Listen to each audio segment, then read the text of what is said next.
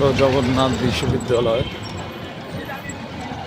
এই দেখুন রাস্তার ওপারে জগন্নাথ বিশ্ববিদ্যালয়। যাচ্ছি আমরা ঢাকা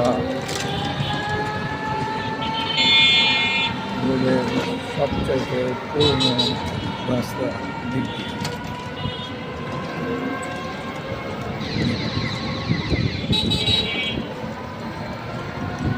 আসলেও ঢাকা শহরে রিক্সার মজাই আলাদা।